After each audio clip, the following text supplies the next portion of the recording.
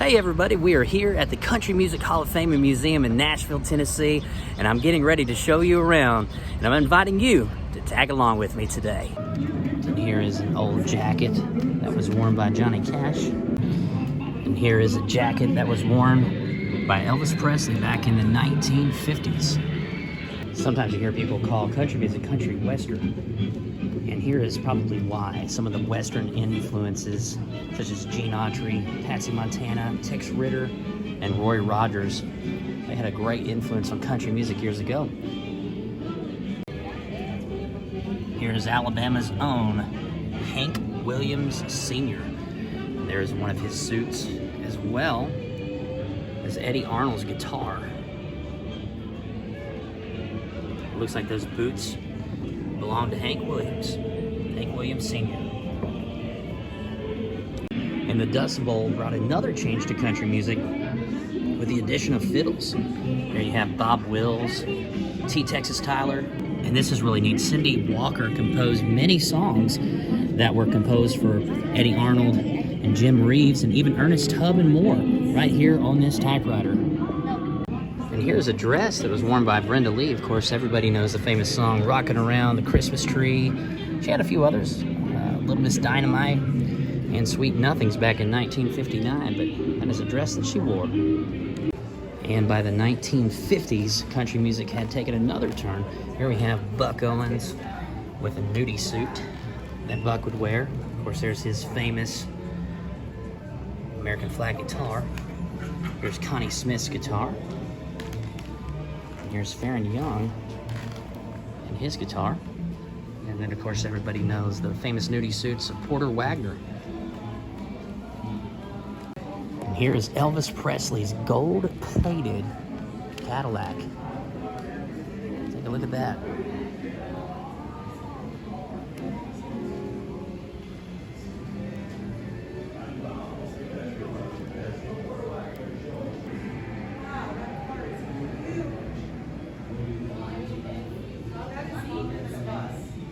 Of course, we know Hee Haw. Right there, some of the outfits from the show.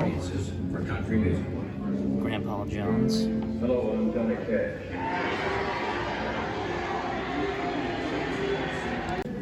And here's Hank Williams Sr.'s Martin D28. Martins are just incredible, really bright sounding guitars. You can tell how hard he played that thing. If you look right below the pick guard, you can see where it's a little worn from where his pick would go beyond that pick guard. Country music legend. And here's Bill Monroe's Gibson F5 mandolin. That has some wear to it, but a lot of great music was produced right from this mandolin. Here's Earl Scruggs' banjo.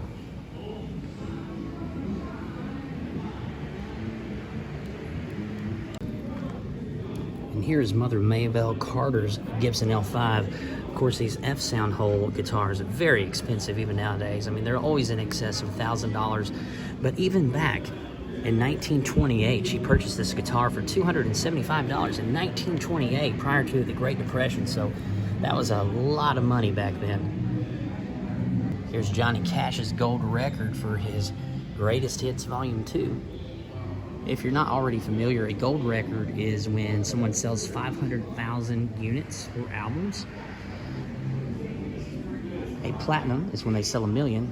And of course, a diamond record is when they sell 10 million or more copies of a particular album.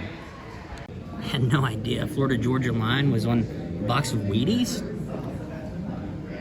Interesting.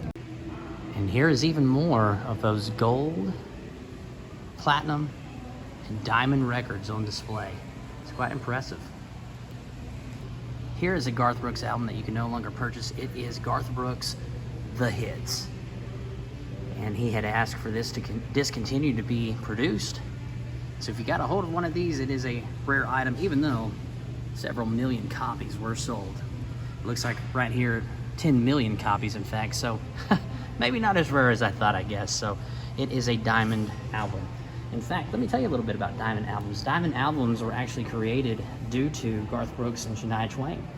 prior to Garth Brooks and Shania Twain, and the music industry just in general, there weren't a lot of artists who were selling over 10 million copies of one singular album. And they thought, well, we can't just say that this is 10 times platinum. There has to be a new category. And that's when the Recording Industry Association of America decided to come out with the designation of 10 million albums or more being diamond. Right there's Jeff Foxworthy, Games Rednecks Play. Over 3 million copies sold. There's Tim McGraw, Brooks and Dunn, Little Texas, Lone Star, John Michael Montgomery. There is Roger Miller's guitar. Love Roger Miller's. Wonderful music, wonderful songs. And here is Ray Charles's jacket. And here is Charlie Pride's suit that he wore at one time. Really cool tuxedo. Here is one of Loretta Lynn's old guitars. And right above that is a suit that was worn by the Possum, George Jones. Here is the Trans Am from Smokey and the Bandit 2. And right here are the handwritten lyrics to Eric Church's song Carolina. And here is Taylor Swift's handwritten lyrics to Tim McGraw, her first smash hit.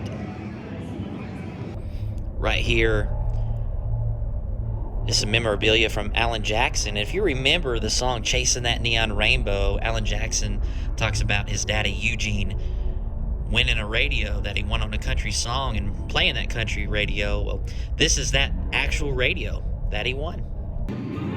Right here is an old cowboy hat from Clint Black, as well as an ACM award, a CMA award, and a Grammy. This is Shania Twain's outfit from the video that don't impress me much. Right here are some awards and accolades from Vince Gill. Here is Brad Paisley's Paisley Fender Telecaster guitar, as well as his hat. Here are some outfits that have been worn by Toby Keith. And here are some outfits and guitars from Rascal Flatts. Here's a dress that was worn by Reba. Here are the handwritten lyrics to Forever After All by Luke Combs.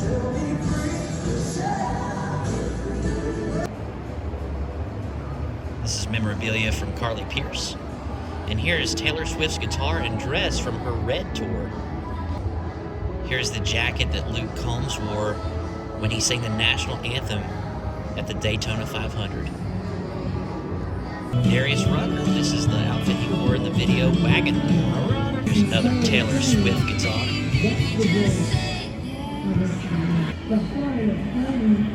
Don't you want to say Jason Aldean? Leather jacket that he wore when he won an ACM for Don't You Want to Stay. And here is a section that's dedicated to the Judds. We're now in the Country Music Hall of Fame Rotunda. We're going to take a look at some of those who have been inducted into the Country Music Hall of Fame. Here's Lefty Frizzell. Down here we have Bo Cephas, Hank Williams Jr. Here's Don Schlitz. I actually had the opportunity to watch Don Schlitz play at the Bluebird Cafe here off of Hillsborough Pike. He's written some amazing songs, as you can see here, for many great artists, Garth Brooks, Randy Travis, and more. Here are the Judds.